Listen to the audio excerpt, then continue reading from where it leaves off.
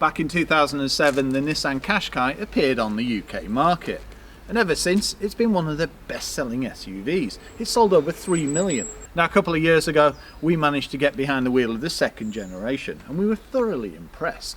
And this is the all-new Qashqai, and this even comes with a mild hybrid powertrain. Welcome to Planet Auto. The Qashqai was always one of those vehicles that was loved by all. It was practical, it was functional, it had a range of powertrains. Now this is the all-new one, meaning most of those powertrains have actually gone. There's no diesel and there's no different sizes of petrol engine. You literally get this one with a 1.3 turbocharged 3-cylinder petrol engine. And it also has a 12-volt mild hybrid system, and that comprises of a small electric motor and a lithium battery. When decelerating or coasting, energy is recovered through regen and then stored in the lithium-ion battery. Then in turn that power will be used to make your vehicle a little quicker on acceleration, reduce emissions and increase economy. And anything under 11 miles per hour, then it'll be running in electric, so it won't be using a combustion engine at all. And the biggest benefit of mild hybrid is the fact that you do not need to charge it, so it's all self-sufficient. There's two power outputs, 138 PS and 158 PS that we have. And to be honest, this is rather nippy, far quicker than I would have given it credit for.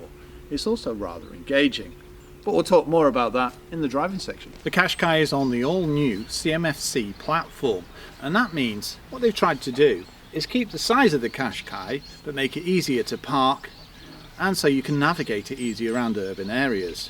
Also, it's fun on the back road. The other thing is they've tried to make it lighter where they can. For example, this is actually composite material and it saves around 2.6 kilos. Now the thing about the Qashqai is, well, it's well priced. The range starts at just under £24,000 and that's for a Visio, and it goes all the way up to the Tekna Plus. We have a Tekna and that's around 33 grand. Now the way that you choose your Qashqai is in grades. For example, our Tekna has things like adaptive lights, adaptive cruise control. We've got a wireless charging pad in there. Now if you go for something like the Visio, you'll get things like Apple CarPlay, but it'll be wired. On this, you get wireless. So dependent on which model you go for, depends on what specs you get. You can also option up with packs too. The Qashqai is made in good old Blighty, meaning it's actually adapted and tuned for our roads. Coming in 2022, we'll see a hybrid version. It also has a range extender. I've not heard that word since the i3. And also, there could well be a full battery electric version on the horizon. To put it bluntly, the older Qashqai was looking a little dated, but not anymore. Nissan have been rather clever with this latest generation. For example, they've kept the essence of Qashqai, but just made it look far more modern. But when you look at it, you can still tell it's a Qashqai. Slimmed down headlamps, the V-style grille, blacks, chromes, chunky aggressive looks, and even a partial clamshell bonnet. You've even got idents and styling cues such as Qashqai etched there. We've got adaptive lights. You've also got lots of convenience, including a heads-up display, parking sensors, even a front camera. Safety-wise, well, it's NCAP 5, so you get everything from adaptive cruise control through to AEB and everything in between, but we'll go deeper into that in the driving section. But I must say, this is a far better looking vehicle than the previous gen. The thing is, you didn't know it until you saw the later one. Well, Nissan's design language is spot on. It really is. Now, seeing this is an all-new car, Nissan have introduced some new things. The previous gen, you wouldn't get things like 20-inch wheels. Now you can. You also get things like a two-tone roof. This is magnetic blue, and oof, it really stands out, especially with black accents and a black roof. And then they top it off with polished satin roof rails. The amount of vehicles that we've seen in this last few years that have like SUV characteristics but also have sporty sloping roof lines, bigger rear spoiler, and just accents that, well, I suppose, draw it away from the common or garden SUV. Going back to the wheels, you can get various sizes. We've got 19s, so as I mentioned, you can get 20s, you can also get smaller ones. Now, the good thing is you've got decent profile tyres, so that makes it comfortable on-road and off-road. And yes, there is a four-wheel drive. The addition of sporty skirts, which match the arches, makes them look a little off-roady too. And look at that, doors that cover the sills. Perfect. Stylish black accents, wraparound LEDs. Oh, by the way, we've got LED lights front and rear. From any angle, this SUV just looks, in a word, beautiful. If I look down here, the flow is just... well, it reminds you more of a car than an SUV, to be honest.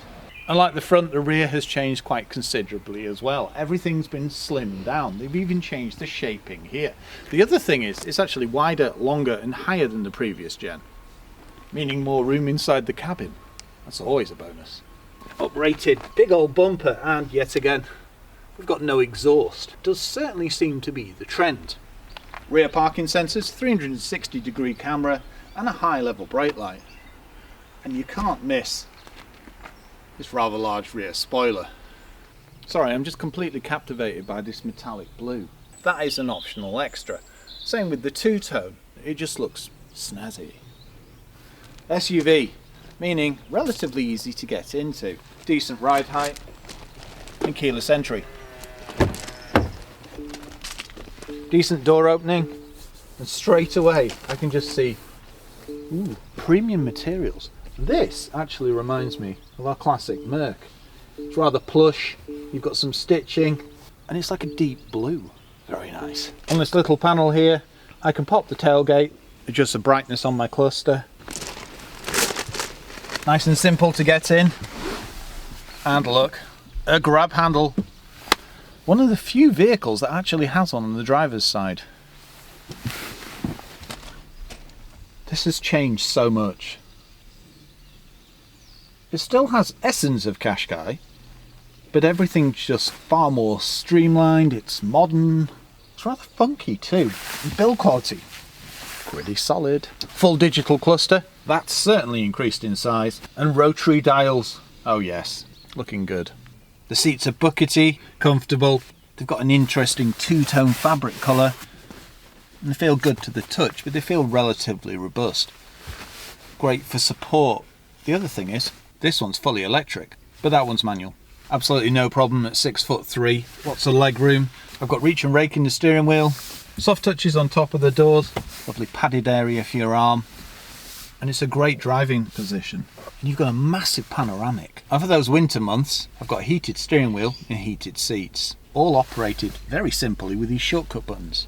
No going through screens, perfect. It's trimmed very well, it's smartly finished, and the switchgear, fluid, with very little movement, and it's just so well done. I mean, everywhere you feel is pretty much soft touch, and this is so plush, and that's not an exaggeration, there's actually depth to it. Lovely short shift box, armrest, cup holders, and don't forget driving modes. We'll delve deeper into that in the driving section. And if I press this little button here, I can bring up the heads-up display. And just interestingly, this is one of the biggest heads-up display on the market. Now, dependent on the grade you choose, depends on what you get tech-wise, but that means things like a wireless charging pad, adaptive cruise control, but we have wireless Apple CarPlay. You also have Android Auto, but that's wired. And if you go for, say, a Vizia, you will get wired Apple CarPlay. Best bet is just to look at the grades and see what they offer. You've got dual zone climate control, so lovely digital displays. We've even got a heated windscreen. And the shortcut buttons, stop start, electronic handbrake with hill start assist. You'd expect to see USB plugs here, but there isn't any. There's a 12 volt hidden, they're here. Two decent cup holders, relatively big door bin, glove box, what you expect in an SUV. Getting in the rear, nice and simple. Decent ride height, and the doors open.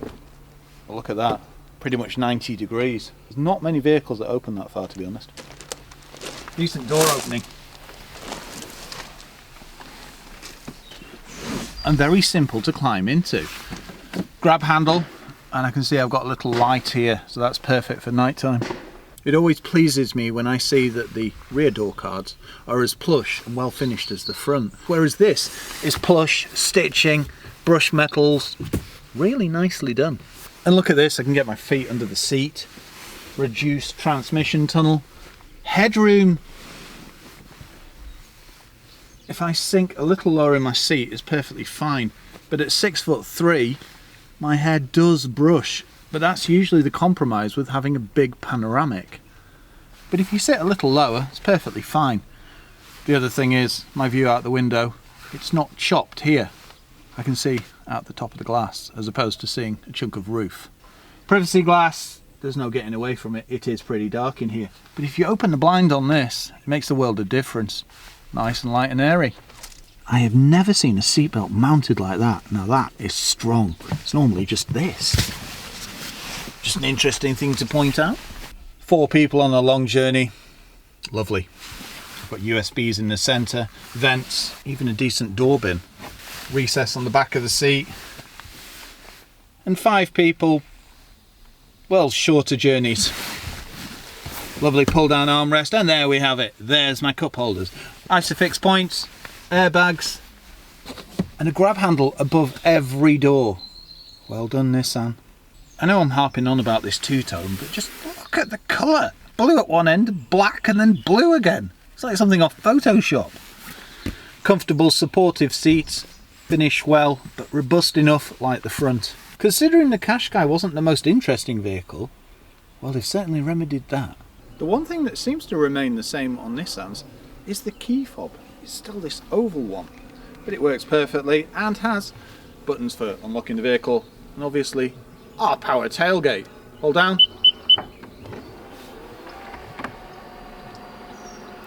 Once open, well, look at this. Got a 2-part floor, so you can put it in various angles like that and separate. Put your plants there, your shopping there, yada yada. And at this level, no boot lip. Storage points here, little light there, 60/40 folding seats, and shopping bag hooks. Parcel shelf pops out really easily. And the other thing is, this has actually increased 50 litres from the previous gen. Very good. Tethering points, and I spy a 12-volt socket. Ta-da! If we dig a little deeper under the floors and lift this piece of carpet, it's gone down like a portcullis. Time to dig. We will find our inflation kit, extra storage points, and some tools. Dropping the seats is nice and easy, and then it's a matter of pulling these forward. Now, bear in mind, these are spring-loaded, so it will guide itself forward. Look at that, minimal gap and relatively flat. Quite easily get a mountain bike in here. Welcome behind the wheel of the all-new Qashqai. Under the bonnet we've got a 1.3 turbocharged petrol engine, and yes, it is the engine that was used in the previous gen. However, now it has a mild hybrid electric powertrain, meaning we've got a 12-volt system. And in layman's terms, that gives you more torque, makes it a touch more economical, and reduces CO2. And you do notice it while driving. The other benefit is it's only an extra 22 kilos. So the way you have to look at it is, if you've got a turbo, at points it will be trying to spool, which means when you go into a gear, you won't have power. This was very noticeable in the Suzuki Ignis. The system worked exceptionally well. As soon as the turbo lost its oomph, that's when you felt the mild hybrid. It's much the same with this one. And you combine that with agile handling, comfortable suspension, and things like matrix lights, and well, this is an SUV that can really deliver. The other thing is, it's on the new platform, meaning it's supposed to be easier to park, and it's supposed to be built for urban adventures, easier to navigate, maneuver, and steering, well, tight. Great feedback, weightens up nicely on a back road. If you keep this high up the revs, well, it can really shift. Great brakes all round as well. Body roll, well, yeah, you're gonna get it. It's an SUV, but it's not excessive. Passengers will love it. It guzzles up potholes like they're not there. And you've got high ride height, meaning you can be a little adventurous. And that goes double when you think you can get a 4-wheel drive powertrain as well. Getting back to economy, believe it or not, Nissan reckon this will return around 50 to the gallon. Now on a country road, with the way you're driving, not a chance. But I reckon it'll be high 40s. yeah. It has regenerative braking through coasting, but that's only on the Xtronic, which is the auto. We've got the 6-speed manual. Yeah, I should have probably mentioned that at the beginning. It's also 2-wheel drive, this one. As for the manual box, well, you can get an Xtronic, but I think I'd prefer this. Saying that, the Xtronic does offer some interesting things. For example, it allows it to coast and regeneratively brake, meaning it can put power back into the small lithium-ion battery. But getting back to this, well, Nissan have been clever, and they've done things like made it a shorter shift, more of a flow, and there's no notchiness, and to be honest, it feels like a sporty box. Is it Nismo? Probably not, but it does feel good. Got good visibility. Yeah, well, that's it. You look around, I mean, slight blind spot on this B pillar, but that doesn't matter. You've got blind spot detection, lane keep assist, AEB, adaptive cruise, very easy to operate. Just press this button on the steering wheel. Even things like matrix headlights, as I mentioned. And dependent on trim, depends on what you actually get. We've got heated pack, which means we get things which are perfect for winter. And if you want to know more, check out nissan.co.uk. Up to 16.95, and I don't believe it, I think it's a touch quicker. I'd say closer to 9. Well, what driving mode are you in? See, it's got driving Sport. modes, yes. Good point, yeah. Sport, standard, and eco. Well, we're never going to use that one, are we? Well, you're not. Even dipping into this bend. Maintains composure. A little bit of a slide. Back on the power. Well, the car did, but I didn't. And off-ski. Well, that's good. But that means the seats hold you. Yeah. Even pulling away in second, then you could feel the mild hybrid system and the turbo. Now, be warned, if you do try and floor it in fourth, it might take a little bit of time to launch, but it's drastically reduced with the mild hybrid. The other thing is, anything under 11 miles per hour in the vehicle will stop the engine and try and use everything with the electric side of the powertrain.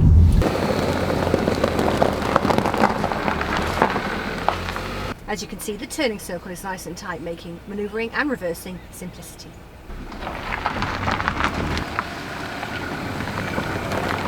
It's interesting what you see on an adventure with the Qashqai. Now, the combination of the mild hybrid and the turbocharger is a good one, and it works on pretty much every vehicle that we've ever tried it on. Road noise, well, there's a little bit, but that's not surprising. We have really bad roads around here, and also you're running 19-inch wheels. It's not the lowest profile tyre, but you will still hear it.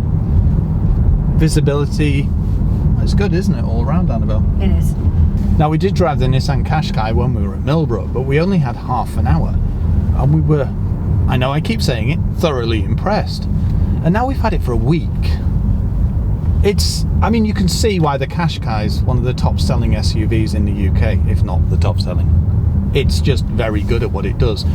It's got practicality. Now it's got modern looks, because it was looking a little dated, but in Annabelle's words, it ticks a lot of boxes. Yay! And we've also got a hybrid coming, and possibly a BEV. Watch this space.